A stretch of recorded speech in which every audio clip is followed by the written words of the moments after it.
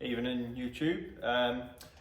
So a little bit more progress on the minis. The other one just behind me, the project, is basically I had to put that on hold because this one, the Zcar, is booked in to have all its wiring issues fixed. So I'm having a whole new chassis loom, I'm having a whole new engine loom. So that's booked in September. We're basically on the 30th of July today. So I've got a few weeks to get this ready so it can go and have all that work done.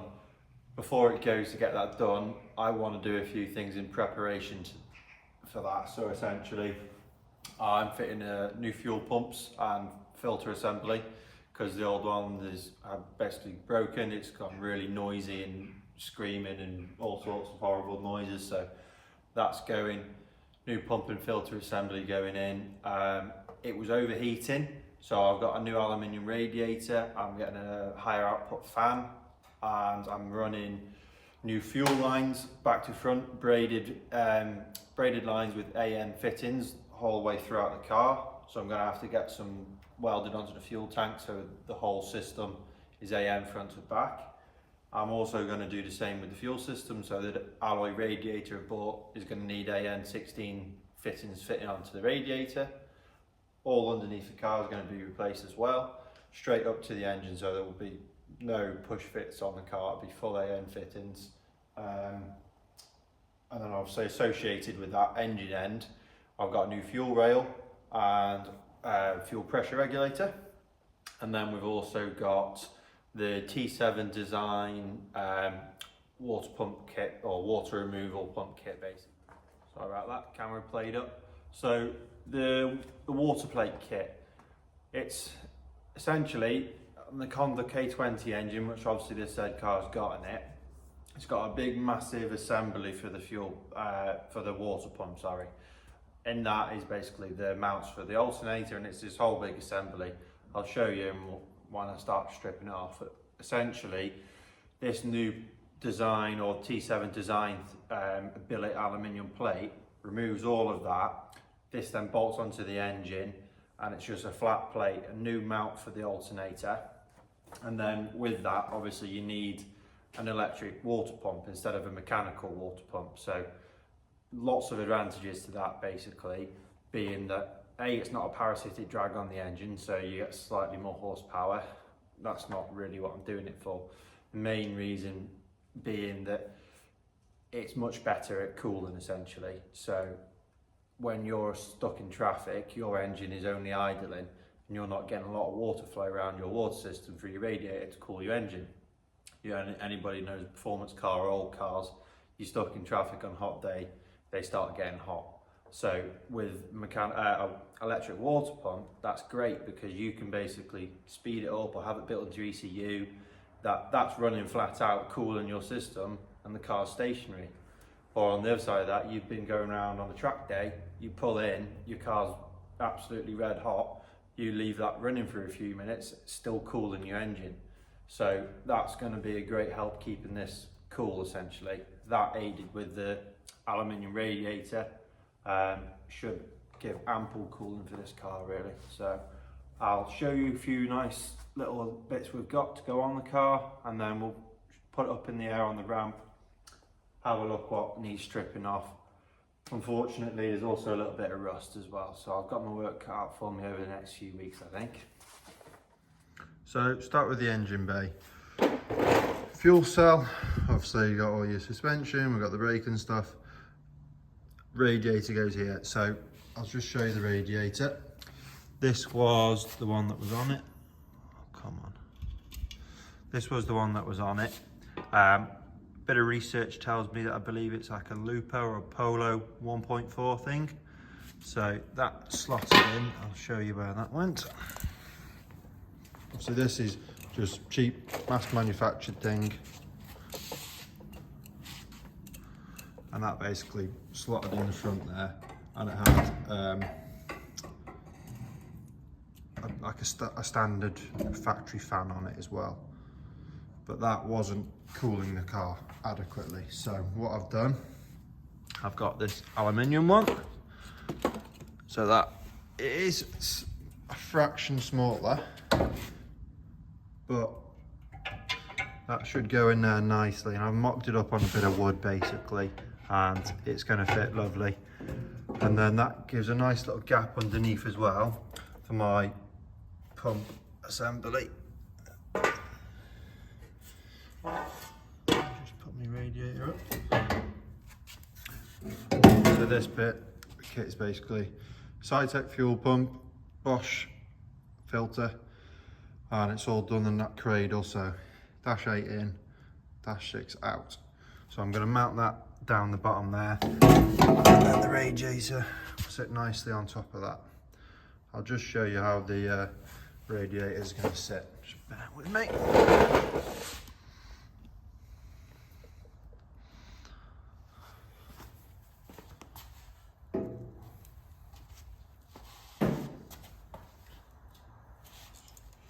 Very precise measuring some wood.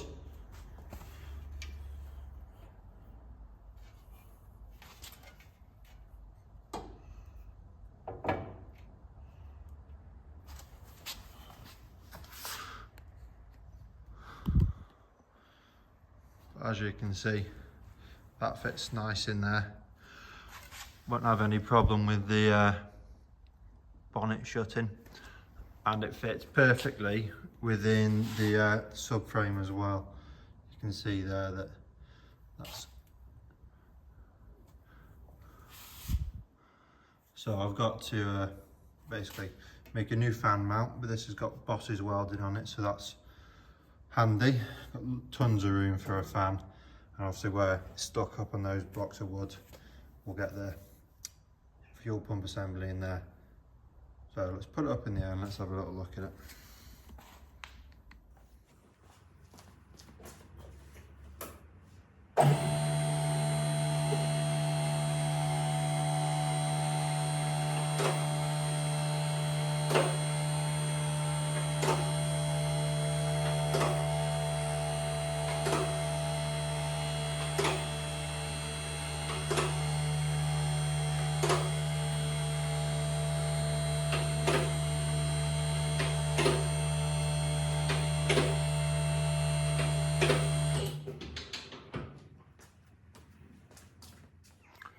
So here's underneath. Obviously this is all the Zcar's subframe, and these are obviously the radiator hoses, and then we've got the fuel lines here. I've got a skid plate that goes underneath the car just there. Obviously while that's off, you can see everything goes up the exhaust tunnel because clearly there's no exhaust. So water lines, gear cables and fuel lines. So I basically want to strip all of that out and replace it all. So tanks on some little aluminium spacers at the moment, and I've just bought myself a small gap here. The idea of that being that I can put a 180 connection on here, lovely little gap full hoses, straight into pump, and then basically out, back down the tunnel. So that's where the fuel pump is at the moment. But like I say, it's mounted quite crudely with like an exhaust clamp.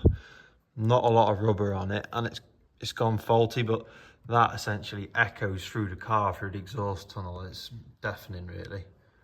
So that's going, and then taking out all these silicone hoses as well. These are aluminium hard lines. I'm just going to go AN straight through. I'm also thinking that I'm going to something with the gear linkage assembly. It's a bit of a stretch when you're in the driver's seat, so I want to move that back a little bit and then higher up in the car, mount it higher up. There's already quite a lot of slack in the gear cables if you look at the back here. So I'm probably going to have to order some different cables as well. Once we get to the back, obviously, that then goes off up to there. So I've already got a different thermostat housing on it, a swivel one. So, but I'm going to replace that whole assembly. I'll show you that once we get into it. And then obviously it goes up to the top of the engine, right up there. So that's going to be coming out, and then I'll replace that fuel regulator with a new one. Everything will be nice and fresh and new. So rip all that out, and then I've got to find a place for the electric water pump, which I think is going to go here somewhere, probably in that gap if I can. A little unboxing of some of these goodies that I've got. So that's the Davis Craig water pump. This is the 150, you'll see there. So that supposedly do, is it 150 litres? I'd say a minute. No, it can't be, that's a lot. So that's that. I've gone without a controller because I'm putting a Haltech in this car, so I won't need a controller. I'll just run it through the Haltech. And then in here, we've got all of our bits and bobs for the electric water plate kit.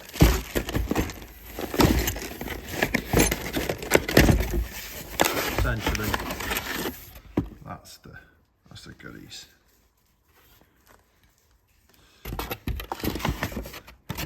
It's a lot of dough for what it is, but it's cars. And then obviously I've had all the fuel pump assembly and the alloy rad as well, so some nice little bits. Let's just have a look at this. I didn't go crazy with this. It is an eBay job, but to be honest, I haven't got an issue with that. It looks pretty decent to me. It's damn sight better than that, that's for sure.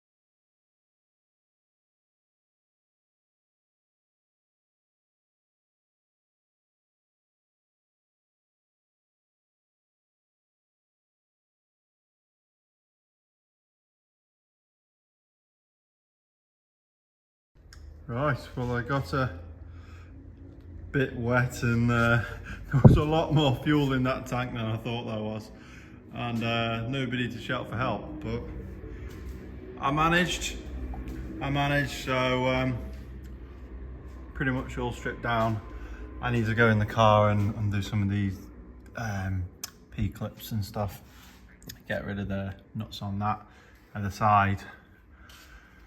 But that's pretty much it done. Taken off up to the thermostat housing, except there is no thermostat because it was overheating. And then I need to go up into the engine bay and take out the rest of the hoses and get to the fuel regulator up there. So bring it down and crack on with that, I think. So I'm gonna have to jump in the car to get this one because it is in there, so can't get through the boot, so I'm gonna have to go in through the car. I'll take you with me.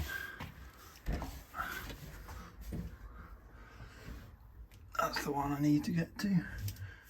Not too bad, I can reach this fairly easy, I think. Oh no, wrong size, back it out again. Okay. That's all the water hoses out. That one obviously goes to there. And then I've got the fuel regulator just there, so I'm gonna have a stab at taking that out now as well.